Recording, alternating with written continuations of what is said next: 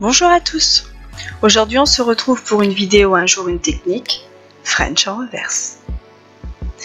Ah là là, la French en reverse, ça vous agace et ça vous agace. Et pourtant, je vous assure que lorsque l'on a les bons gestes, la French en reverse, c'est pas si difficile que ça.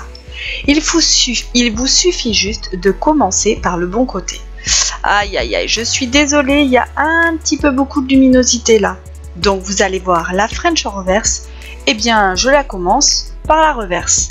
Donc je vais positionner l'amande de ma reverse et je vais venir remonter mon gel en le dégradant. Puis ensuite je vais repartir d'en haut et je vais vraiment mettre tout ça sur le même niveau et tout mêler les unes aux autres.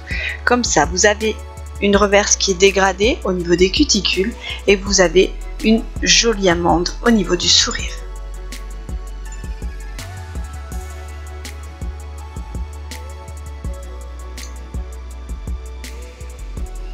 Une fois que votre amande vous convient, on catalyse.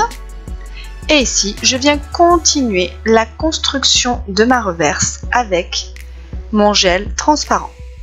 Donc oui, évidemment, la reverse, on le fait avec un gel couvrant. Excusez-moi, j'ai oublié de le préciser. Soit ici, vous mettez un gel transparent, soit un gel rosé, soit un gel Mickey, peu importe. En fonction de l'effet que vous allez vouloir, vous allez venir positionner votre gel de construction par-dessus le gel couvrant pour finir l'architecture de votre ongle. Vous voyez, vous avez une belle corniche qui est dessinée. Mais maintenant, il faut que votre corniche elle soit parfaite. Donc pour ça, vous allez utiliser vos embouts de ponceuse. On peut également le faire à la lime, mais avec l'embout de ponceuse, on peut bien délimiter le sourire de la reverse. Et puis c'est plus rapide.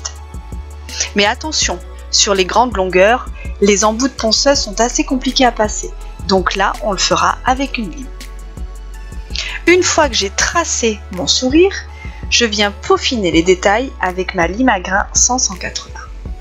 Vous voyez, finalement, on utilise aussi la lime, sauf que on a fait le plus gros du travail avec l'embout de ponceuse. Et en plus, on peut faire rapidement le geste, ce qui facilite le façonnage de votre corniche. Et donc, elle est forcément, quasiment tout le temps symétrique. Ensuite, je dépolis le dessus de ma construction pour venir faire accrocher le reste du gel. Regardez, ici on voit bien ma reverse et on laisse de l'espace pour les ailettes sur le côté.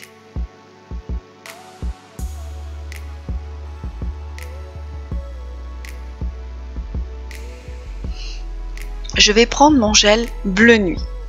C'est un gel magnifique, je l'aime vraiment beaucoup. Et là, il ne vous reste plus qu'à prendre votre pinceau de détail préféré. Vous venez souligner votre corniche avec votre gel de couleur.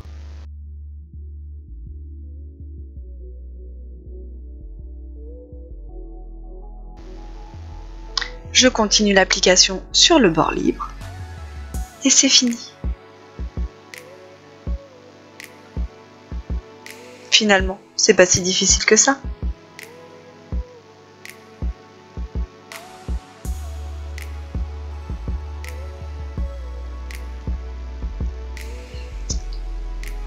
Surtout, on étire bien son gel jusqu'au bord libre et on monte bien ses ailettes de façon symétrique.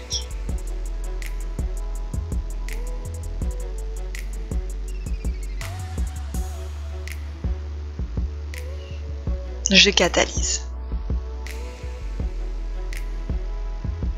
Ensuite, vous allez venir faire votre construction sur la French. Sauf si vous possédez un gel de construction, enfin un gel maintenant, certaines marques font des gels couleur construction. Donc là, un Beholder Color, pas de problème. Vous allez continuer à venir combler le creux. Sinon, on prend un gel clear.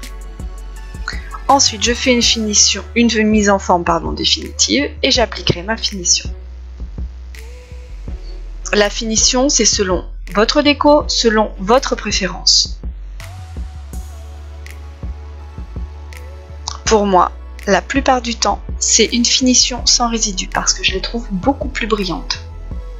Par contre, attention, si vous faites une grosse décoration avec de la peinture acrylique, préférez une finition avec résidu pour bien sceller votre peinture.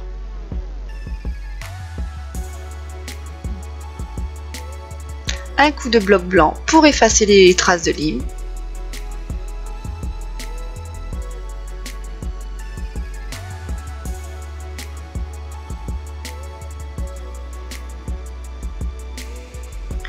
Et ma finition sans résidu.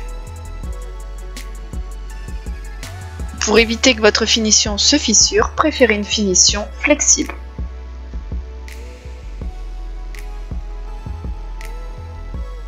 À demain!